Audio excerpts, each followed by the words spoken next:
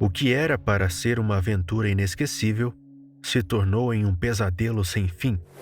5 pessoas embarcaram em um submarino para ver os destroços do Titanic, o navio mais famoso e trágico da história. Mas algo deu errado e o submarino desapareceu no fundo do oceano, e sem deixar rastros. Quem eram essas pessoas? O que aconteceu com o submarino? Essas são perguntas feitas por milhares de pessoas que acompanham essa história, e inclusive os familiares das vítimas.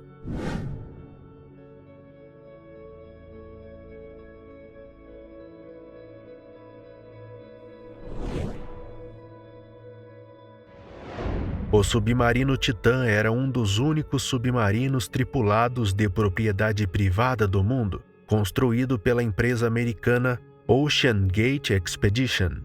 Ele tinha capacidade para 5 pessoas, um piloto e 4 passageiros. Ele era feito de fibra de carbono e titânio e podia atingir profundidades de até 4.000 metros abaixo do nível do mar, muito mais do que qualquer outro submarino turístico. Ele tinha 6,5 metros de comprimentos e 3 metros de largura. Pesava 10.432 quilos, com 4 propulsores elétricos Rainer Space 1002, que dava conta de navegar a uma velocidade de 3 nós, equivalente a 5,5 km por hora. Carregava tanques de oxigênio para aproximadamente 96 horas. Era o tempo máximo que os tripulantes poderiam ficar embaixo d'água. Tinha uma pequena janela na frente, que apenas um por vez conseguia olhar e ver os destroços do Titanic.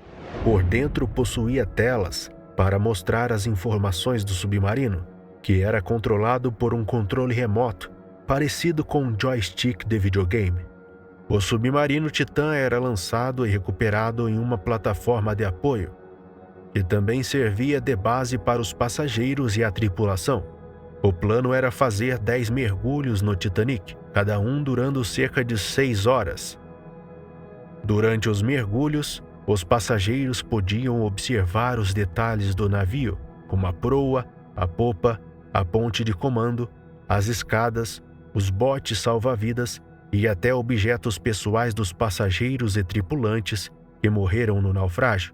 Eles também podiam participar de pesquisas científicas sobre o Titanic, como coletar dados sobre as condições ambientais, documentar as mudanças nos destroços ao longo do tempo e identificar novos artefatos ou estruturas. A Ocean Gate Expedition cobrava cerca de $250 mil por pessoa por uma expedição de 8 dias para ver o Titanic. Os passageiros eram pessoas ricas e aventureiras que queriam realizar o sonho de ver de perto o navio mais famoso da história. Entre eles estavam Hamish Harding, um bilionário e aviador britânico, presidente da empresa de jatos particulares Action Aviation. Ele é conhecido pelo seu perfil aventureiro e tem 3 recordes no Guinness Book. Shahzada Dawood, um empresário paquistanês, vice-presidente do conglomerado Engro Corporation. Ele estava acompanhado de seu filho, Suleiman Dawood. Paul-Henri Nargeolet, um explorador francês de 73 anos, conhecido como Mr. Titanic. Ele é considerado um dos maiores especialistas em naufrágios e já visitou o Titanic mais de 30 vezes. Stockton Rush, o CEO da Ocean Gate Expedition, a empresa responsável pelo submarino Titã. Ele é um engenheiro e empresário apaixonado pelo mar. Essas 5 pessoas embarcaram no submarino Titã no dia 18 de junho de 2023, por volta das 9 horas da manhã. Eles se comunicaram com um navio de apoio por meio de sistemas acústicos que enviavam sinais sonoros para indicar sua localização. Eles também podiam enviar mensagens de texto limitadas por meio de um modem acústico se estivessem no alcance certo. Tudo parecia correr bem, até que cerca de 1 hora e 45 minutos depois de iniciar a descida em direção ao Titanic, o submarino Titã perdeu contato com o Polar Prince Nenhuma comunicação foi recebida desde então. O que aconteceu com o submarino? Essa é a grande questão que intriga as autoridades e os especialistas. Existem 3 hipóteses principais para explicar o desaparecimento do submarino. A primeira é que o submarino tenha sofrido uma implosão, ou seja, um colapso causado pela pressão externa da água, que é de quase 400 vezes maior do que a pressão atmosférica. Isso poderia ter acontecido por algum defeito no casco, na janela ou nas válvulas do submarino, ou por algum choque com algum objeto ou estrutura no fundo do mar. Nesse caso, o submarino teria se desintegrado em pedaços e os passageiros teriam morrido instantaneamente. A segunda hipótese é que o submarino tenha emergido à superfície, mas não tenha sido localizado pelas equipes de busca. Isso poderia ter acontecido por algum problema no sistema de lastro, que controla a flutuação do submarino, ou por algum comando dos passageiros, que poderiam ter tentado voltar à superfície em caso de emergência. Neste caso, o submarino poderia estar à deriva em alguma área remota do oceano, sem comunicação ou sinalização. Os passageiros poderiam estar vivos, mas as condições seriam precárias, como o oxigênio, a temperatura e a alimentação. A terceira hipótese é que o submarino tenha naufragado no fundo do mar, mas não tenha sido detectado pelas ondas acústicas. Isso poderia ter acontecido por algum problema de sistema de propulsão, que controla o movimento do submarino, ou por algum erro de navegação, que poderia ter levado o submarino a uma área fora de rota planejada.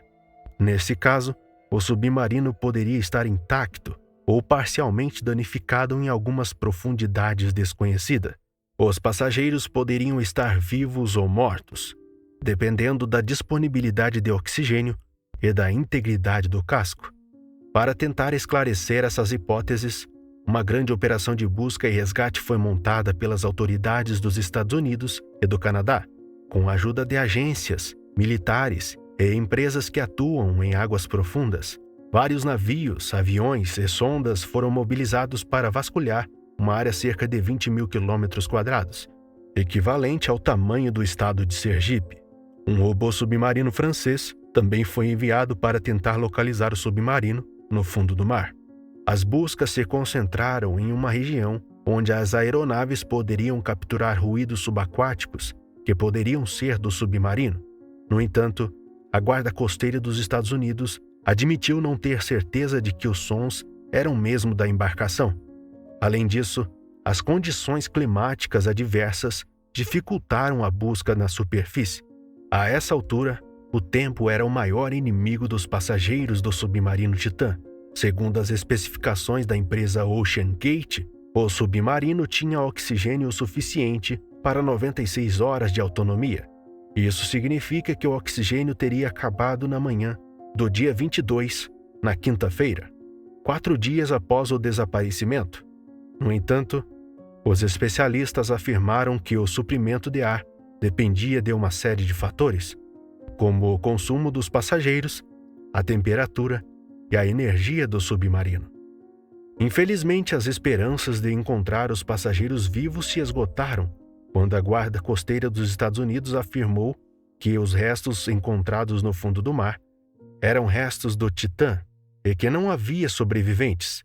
A causa da implosão do submarino ainda é desconhecida e será investigada. Então isso prova que a primeira hipótese que citamos foi o que exatamente aconteceu. Essa pode-se dizer que foi uma expedição muito trágica, aonde um submarino se tornou nas mesmas condições em que o Titanic se encontra, e que também as pessoas que estavam envolvidas em tais profundidades do mar se tornou também um complemento da história do Titanic. Essa foi a história triste do submarino perdido Titã, que se tornou um dos maiores mistérios e tragédias marítimas dos últimos tempos. 5 pessoas perderam suas vidas em busca de um sonho, ver os destroços do Titanic, mas elas também deixaram um legado, contribuir para a exploração e a educação sobre o Titanic, respeitando a sua história e a sua memória. Esperamos que você tenha gostado desse vídeo e de todas as informações que citamos. Se você gostou realmente, deixa seu like aí embaixo, seu comentário, se inscreva em nosso canal e ative o sininho de notificações para receber mais vídeos como este. E até a próxima. Tchau!